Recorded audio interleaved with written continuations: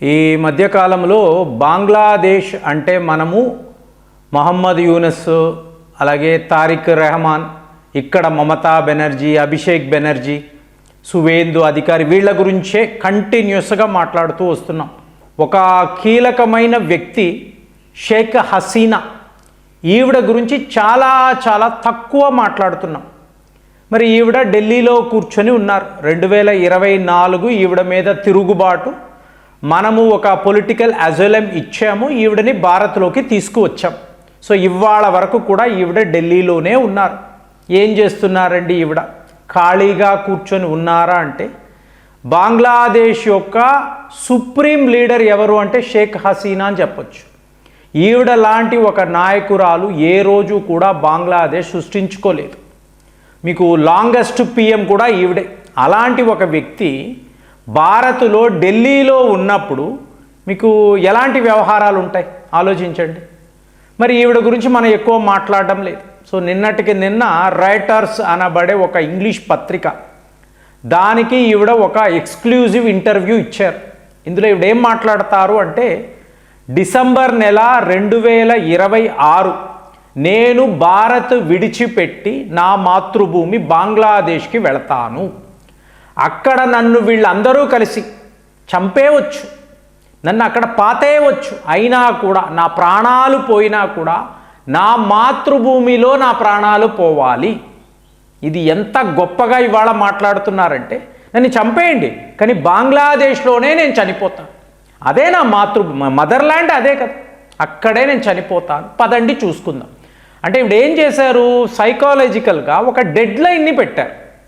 మీకు అనిపిస్తుంది కదా, జూలై ఇప్పుడే చేయొచ్చు కదా, ఇప్పుడే మీరు వెళ్ళిపోవచ్చు కదండి బంగ్లాదేశ్లో. మరి అక్కడ ఈవిని ఎవరు చంపుతారు? ఈవిని చంపాల్సిన అవసరం ఏమిటి అంటే, మీకు ఈ మహమ్మద్ యూనస్ వచ్చాడు కదా, వీడు వెధవా, వీడేం చేశాడు? మీకు 2024లో ఈ స్టూడెంట్స్ ప్రొటెస్టులు జరిగాయి.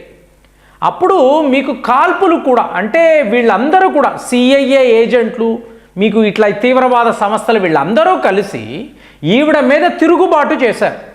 అప్పుడు అక్కడ కాల్పులు జరిగాయి. ఆల్మోస్ట్ 1400 మంది స్టూడెంట్స్ ఒక దగ్గర గుమికూడినప్పుడు కాల్పులు జరిగాయి, చాలామంది మరణించారు.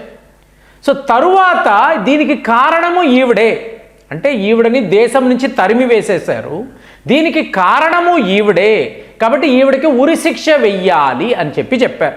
అంటే ఇంటర్నేషనల్ క్రైమ్ ట్రిబ్యునల్ అంటారు. సో ఆ ట్రిబ్యునల్ వాళ్ళు ఏం చేశారు? ఈవిడికి ఉరిశిక్ష వేశారు.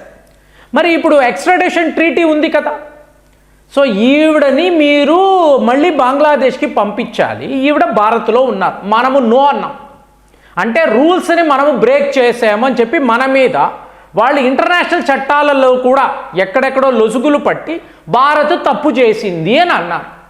అయినా కూడా మనము ఈవిడని కాపాడాలి, ఎందుకంటే ఆవిడ రక్షణ కోరింది, రక్షణ ఇస్తాము అన్నాం. ఎలాగైతే ఆ రోజుల్లో దలాయి లామా ఆయన్ని కాపాడాలి అనుకున్నాము, ఇవాళ వరకు కాపాడాం కదా. సో షేక్ హసీనా విషయంలో కూడా మనం అలాంటి నిర్ణయమే తీసుకున్నాం. కానీ అక్కడ కోర్టు ఏం చెప్తుంది? ఈవిడికి ఉరిశిక్ష వేశాము, ఈవిడని మర్యాదగా మా దేశానికి పంపండి, మేము ఉరి తీస్తాము అని అన్నారు. కుదరదు అని మనం అన్నాం. ఇక్కడ కాన్ఫ్లిక్ట్. మరి ఇప్పుడు ఈవిడగానే డిసెంబర్ నెల నేను వెళ్ళిపోతాను, నన్ను పట్టుకోండి, నాకు ఏ శిక్ష వేస్తారో వెయ్యండి, నేను చనిపోవడం అక్కడే చనిపోతాను అంటే సరెండర్ అవుతాను అంటున్నారు. ఇక్కడే విషయం అంతా అంటే చూడండి, ఆవిడకున్న పొలిటికల్ ఎక్స్పీరియన్స్, అనుభవం అని ఉంటుంది కదా, ఏ స్థాయిలో ఉందంటే, మీకు ఎలక్షన్స్ జరిగాయి కదండి, ఈవిడ 125 ఆన్లైన్ మీటింగ్స్ కండక్ట్ చేశారు ఇక్కడ ఢిల్లీలో కూర్చొని. డిజిటల్ మీటింగ్స్ 125 డిజిటల్ మీటింగ్స్, దగ్గర 300 మీకు నియోజకవర్గాలలో ఉండే తన ప్రజలు, తన కార్యకర్తలు, పార్టీ మెంబర్స్, వాళ్ళతో ఈవిడ కంటిన్యూస్గా మాట్లాడుతూనే ఉన్నారు. అంటే బంగ్లాదేశ్లో ఎవరు గెలవాలి ఎవరు ఓడాలని ఢిల్లీలోనే ఈవిడ కూర్చొని చక్రము తిప్పేరు అని ఇవాళ వార్తలు. చూడండి ఆవిడ ఎలాంటి ఒక మేధావి. సో ఇప్పుడు ఈవిడ ఏం చేస్తున్నారు? నేను ఒకవేళ బంగ్లాదేశ్ వెళ్ళాను, సరెండర్ అయిపోయాను, కోర్టులో సరెండర్ అయిపోయాను, ఇప్పుడు ఈవిని ఉరి తీయాలి కదండి. మరి తారిక్ రెహమాన్ అనే బంగ్లాదేశ్ నేషనలిస్ట్ పార్టీ యొక్క ప్రధానమంత్రి ఉన్నాడు. ఒకవేళ ద లాంగెస్ట్ పిఎం అండి, the most powerful leader, Awami league అంటే తిరుగులేని ఒక పార్టీ, దానిని మహమ్మద్ యూనస్ గారు బ్యాన్ చేశాడు. అమెరికా చెప్పింది విన్నారు.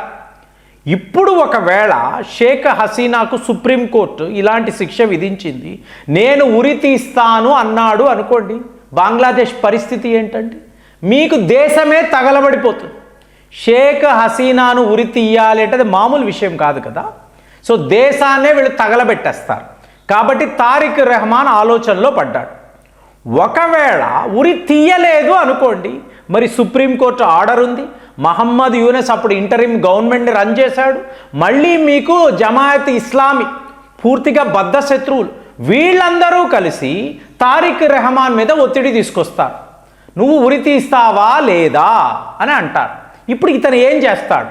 నాకు తెలిసి డిసెంబర్లోగా ఇతను రాజీనామా చేసేసాడు అనుకోండి. అంటే బంగ్లాదేశ్, పాకిస్తాన్ లాంటి దేశాల్లో ఇదంతా కామన్ కదా. ఇప్పుడు ఇతను రాజీనామా చేసేస్తే కరెక్ట్గా షేక్ హసీనా ఆ టైంలో బంగ్లాదేశ్లోకి ఎంటర్ అయితే ఈవిడికి ఉరిశిక్ష వెయ్యకూడదు అని చెప్పి ప్రజలు రోడ్ల మీదకి వచ్చి పెద్ద లెవెల్లో నిరసనలు తెలియజేశారు అనుకోండి, మళ్ళీ ఎన్నికలు అనుకోండి, షేక్ హసీనా గెలిస్తే. సో ఇది ఈవిడ ఆలోచన.